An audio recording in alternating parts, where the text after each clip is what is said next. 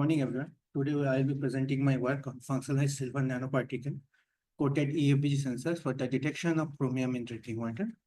So this will be the outline of my presentation. I'll start off with a slight introduction to the problem. Then I'll move on to the motivation behind using this sort of sensors before giving you a brief idea about how these sensors work. And then I'll give you the optimization and characterization of the sensor before capping it off with the response of the sensor with real water sample. So chromium is a widely used material that is used in various industrial processes like leather tanning industry, pigment production, electroplating, and other things. Chromium is predominantly available in two basic forms. One is chromium 3, another one is chromium 6.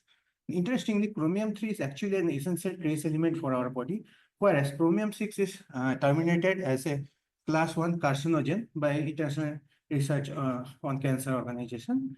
So for that reason, WHO has limited amount of 50 microgram of chromium or 50 ppb of chromium in drinking water sample.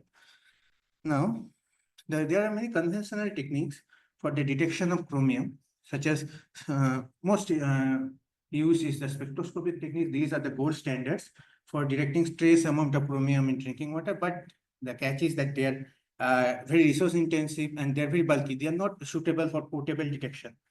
And for portable detection, for portable detection, we have this electrochemical sensor, but as previous speaker already told, that they have a tendency of frequent maintenance and biofouling and other problems. So another simpler approach is the colorimetric one. These will give a visual cue with the change in the concentration of chromium, but they are mostly give you a qualitative analysis, not a quantitative one. So basically there is a need of a sensor that will be highly sensitive as well as portable at the same time, and will be robust enough, and it will have a simple operation so that you don't need a skilled operator for that, and it will be real-time monitorable. So interestingly, FBG actually gives us many of the characteristics that we need. FBG being a highly sensitive, along with a simple and lightweight, and it is made of a chemically inert substance, so we can actually use it to very as an acidic environment or say chemically reactive environments, it can be deployed. So what is a fiber Bragg grating? So fiber Bragg grating is nothing but these periodic structures inside a core of a single mode photosensitive optical fiber. And when it is exposed to a broadband input signal, some part of that light basically reflects back from this part, which is called the reflected Bragg wavelength, and it depends on the effective refractive index as well as the pitch of the two, let's say, high refractive index regions. Now, generally, in case of single mode optical fiber, due to the thick cladding layer, they basically isolate the light going through with the changes in the surrounding medium. So whatever the light is going through, it cannot couple itself with the surrounding medium, the refractive index or surrounding medium changes in the refractive index medium. So to counter this problem, what we have done, basically, we have aced it down to a level where we selectively removed the part of the cladding, and thus, as you can see from this animation, now it can actually interact with the changes in the surrounding medium. On top of it, if we add some sensitive coating, in this case, we are using PVP, polyvinyl pyridine functionalized silver nanoparticles. And when the target element is there present in the surrounding medium, it will basically attach itself on the surface. This will cause a change in the surrounding medium local refractive index.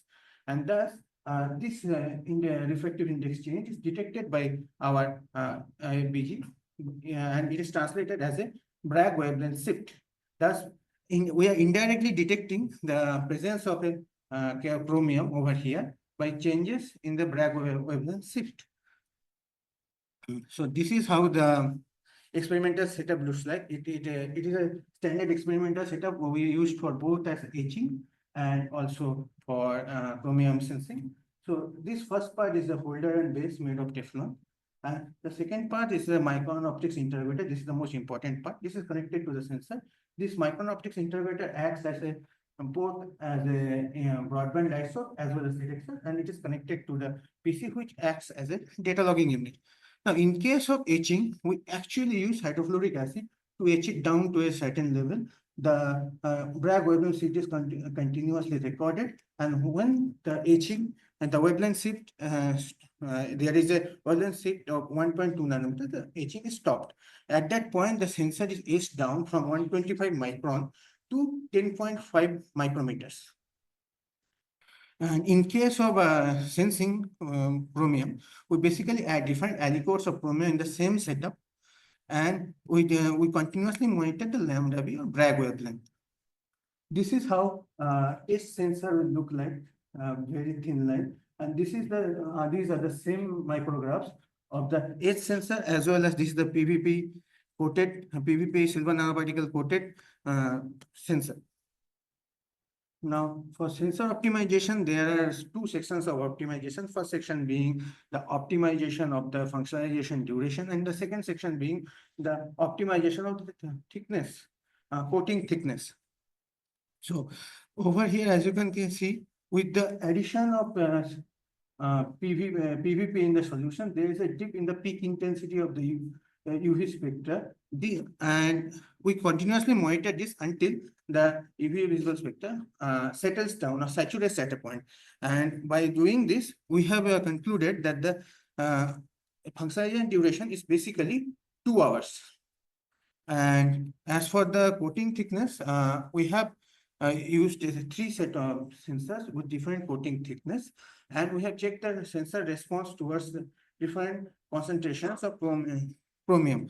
So in general, in case of a edge sensor, the sensitivity, here the sensitivity is basically defined in terms of wavelength shift per change in decade of molarity. So in case of edge sensor, the sensitivity is around 10.5 microns, whereas in case of sensor one, as it is limited by the number, it has a thickness of post-coating thickness, I will say over here, post-coating thickness of 12 microns. So effectively, it has limited number of active sites. And the sensor 2, with increase in post-coating thickness, the number of active sites increase, and this is reflected by its sensitivity, increase in sensitivity. But in case of sensor 3, interestingly, even though the number of active sites are more, still the sensitivity is low. This is due to the drop in evanescent interaction with the surrounding medium. The more thicker it will be, the lesser it will interact with the surrounding medium. So we have come to a realization that we have considered 14 micron as the optimal coating thickness, and for every further experiment, we have taken this as our standard. Now, for sensor characterization, this is how the temporal response of the e-FBG sensor to different concentrations of chromium looks like. We have started with the base is a DI, and we have started from 10 femtomolar, that's 10 to, and we have gone up to hundreds of micromolar concentration. And when we try to linearly fit this against the molar concentration taken in logarithmic scale, it gives a pretty linear response. And from this, we have calculated the limit of detection, that is 1.1 picomolar or 100 femtomolar, and the dynamic range is basically from 100 femtomolar to 100 micromolar. And with that, and the WHO's maximum limit is basically described as 50 ppb, which translates down to somewhere 962 nanomolar. So yeah, we can say that our the WHO limit lies within our dynamic range of the our working sensor. And also I'll mention the sensitivity, that's 21 picomolar picometer shift per decade change in molarity.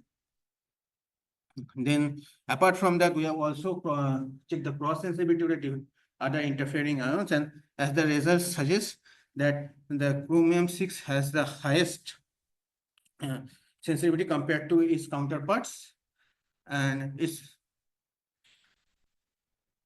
the refractive index sensitivity was also measured. It was measured to somewhere around 1.98 nanomolar per refractive index unit, and also long-term stability was checked. We have kept the sensor under a airtight sealed container for 10 months, and after that we have to rechecked it, and a and a maximum drift of 12 picometer was observed.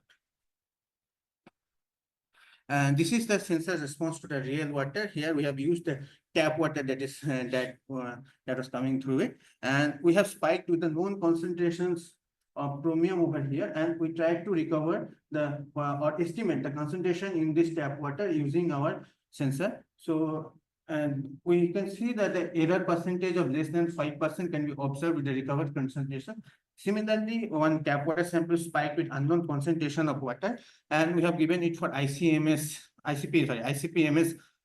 estimation, and with our sensor estimation, it gave correlation of more than 96%. And these are some of the works that is available in the literature, and we can say that our sensor is at par with all the standards available in terms of both limit of detection and also the working range. And I would like to acknowledge Applied Photonics Initiative of it's a part of IEEE Bangalore section for supporting my travel LabsCon 2025. And this is the for further reading, you guys can just read or scan the QR code for that. And thank you.